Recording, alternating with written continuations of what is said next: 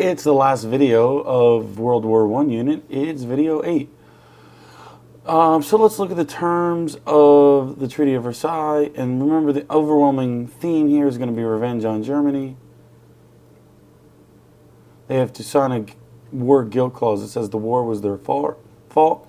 Germany's military gets greatly reduced. The Rhineland, the area between Germany and France, gets demilitarized. In other words, Germany can't have soldiers there. Germany loses some territory. The Rhine, Alsace-Lorraine gets occupied by France. Lost many of its colonies. This is important. Wait, let's go back.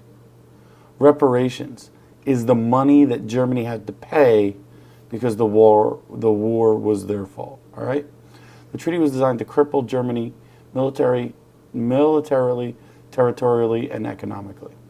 And they cannot have a union. They cannot work with Austria. This term for this union is called Anschluss. We'll see it again when Hitler comes back to power. In what ways did the treaty punish Germany? They lost territory. Their military got greatly reduced. They were forced to sign the very embarrassing war guilt clause, and they had to pay $33 billion in reparations. Reparations are war damages. Since the war was their fault, they had to pay for it. And we'll see an actual map in a minute. But how did the treaty change the world map? Former members of the Central Powers lose a ton of territory. New countries are created out of it. How was Wilson's 14 points incorporated into the treaty? The League of Nations. Basically what happens is Wilson has to make a trade. He trades everything else for the League of Nations. When he comes home, he's unable to get America to sign the treaty for any number of reasons, some of which being American politics. The legacy of the Treaty of Versailles, was one of bitterness and loss. So Wilson went there with 14 points. He only got one of them across, and that was the League of Nations. This is a popular political cartoon, the idea being that the League of Nations could tame the dog of war. Why do many countries feel bitter and cheated as a result? Germans hated it. It's really going to be ultimately the cause of World War II. African and Asians, they felt ignored. Japan, Italy felt betrayed. Russia and Germany weren't even invited. $33 billion. Reparations. Take the blame for starting the war. The Central Powers also had to, like it says here, turn over their colonies to the Allies to stay under Allied control. And the treaty did include some of Wilson's 14 points and some of his ideas for self-determination. In other words, nationalism in the first regard for these smaller countries who would like to have their own countries. Germany strongly protests. They don't want to sign it. They want to sign it. France threatens to keep the war going. They sign it. And we've talked about this. This is why the treaty struggled in America.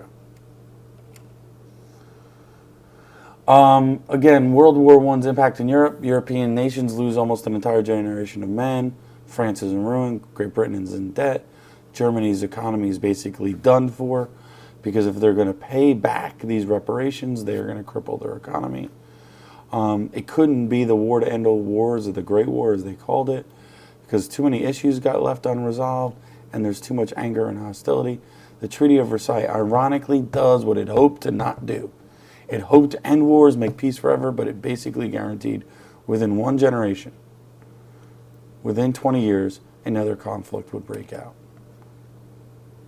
Here you can see the green is Allied occupied zones. The purple are new nations that are created. And I hate to say it, but a lot of the problems in the 80s, the 90s, and even to today are in these areas. So here's Wilson's 14 points. Here are the ideas he brought with him. Here are the few that made it 1, 2, 3, 4, 5. Made it. So this is the 14 points. This is the Treaty of Versailles. All right. Austria-Hungary, Bulgaria, Ottomans all lose land. Russia loses land, and new countries form. Treaty creates feelings of bitterness. Germans get very bitter. changes the look of Europe. Again, Central Powers lose land.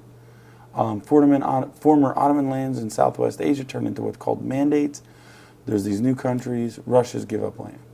U.S. Congress feel that the League of Nations would limit our independence, our freedoms, so we never join. Japan and Italy are not rewarded for their help. Germany feels bitter.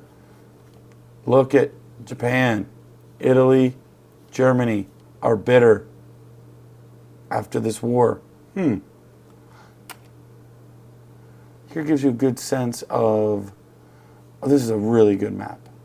All right, here's that area called Alsace-Lorraine, which went to the French. You see this area here, this Rhineland?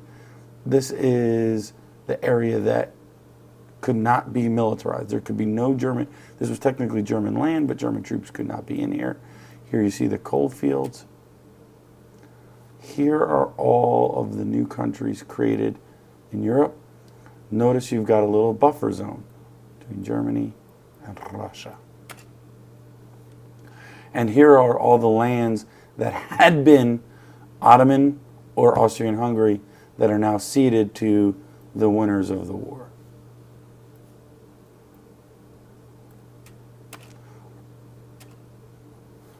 One of the problems that's going to be created is, again, Yugoslavia.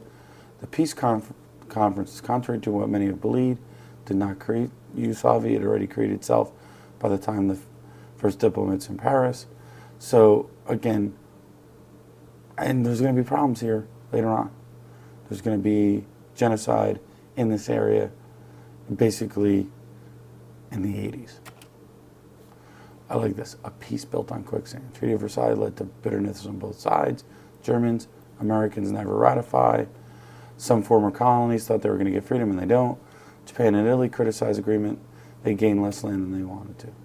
All right, guys, that's the end of it. So this is why the Treaty of Versailles was a major, major hashtag fail.